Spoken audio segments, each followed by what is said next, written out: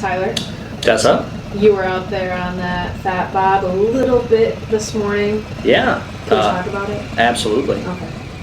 Yeah, I mean, the bike ride's great. I mean, you know, it's one of those bikes that, you know, you get on it, you feel like you're riding a sport bike, but then you crack the throttle and you hear it and you're like, man, I'm really on a Harley. Oh yeah, and they put some pipes on that too. What do they got on there? Yeah, it's got a new full exhaust system on there, and man, it really barks. And it's got a nice, throaty Harley-Davidson. 114 with the 6-speed trans. It's got the digital dash on it and everything, so you know what gear you're in, you know how fast you're going. You got a tachometer right in your face, so you're really in tune with the bike. Yeah, awesome. This bike is definitely something that I could see myself riding, you know, maybe like, for instance, I mean, everyone knows this, the Dragon's Tail down in Tennessee. You know, this is going to be a carving bike. You're going to be able to really bank this thing. I mean, your controls are up high, so don't worry about scraping your foot pegs. And it really just wants to lean and it wants to go, and it's a bike that you can really grow on. Right, it's got that big display headlight. You could throw a mini fairing on there if you'd like to. You could raise the handlebars if you're someone who doesn't want to sit a little bit lower. What did you think of the stance that you were sitting in when you're on? I like the stance. It fits me perfect. I'm about 5'7", 5'8", so whenever I was coming up, stopping at red lights and things, I didn't have a problem getting flat-footed. You know, you are in a more, you know, you're in a more aggressive riding position. You're kind of hunched over a little bit. I mean, that kind of makes you feel a little more stable, in my opinion. There was nothing that I did on that bike that I felt uncomfortable doing. Okay, excellent. And I saw that you had a couple new pieces of gear that you took out as well. So what is it outside, like 48 degrees? I just looked at the temperature. Maybe even, yeah. Yeah, it's a chilly day out. It was a little brisk, but I had on one of our new leather riding jackets.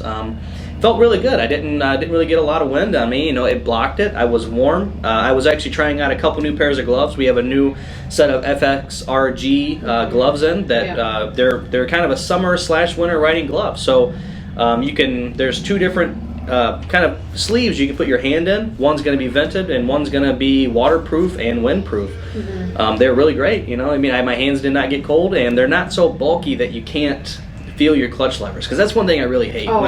When you ride and you can't feel what you're doing, you know, and it diminishes your confidence. And these gloves really didn't do that for me. All right, and that jacket, you said it really did a good job. It really made a big difference. If I was not wearing that, if I was wearing like a cotton hoodie, I would have froze to death. Yeah. So I was putting your license plate on earlier wearing a cotton hoodie, and it's freezing. It's a little chilly out there. Yeah, it's not a warm day out. Well, at least the sun is shining, and this bike with that bright orange, I don't think it's going to sit on our dealership floor very long, but at least someone needs to come buy it before I make a bad decision and buy it myself. Right, or myself, because I've rode a couple of those Fat Bobs and they are just fun. Well, one of the things I really like about the Fat Bob is, you know, you've got those big, meaty, aggressive tires on it. You know, and you know, when you first look at it, it kind of reminds you of maybe like one of those Yamaha TW200s a little bit with those big tires on there, But I think one thing that's really good about those is, I mean, obviously we all know here that the roads are terrible. Mm-hmm. Those big sidewalls of that tire is really going to help absorb those bumps. So you're going to get a little bit better ride, and it's not going to shake your teeth out. So. Right, and that was the whole idea with the soft tail and redesigning it and everything that they did around it, is that they wanted to give the rider ultimately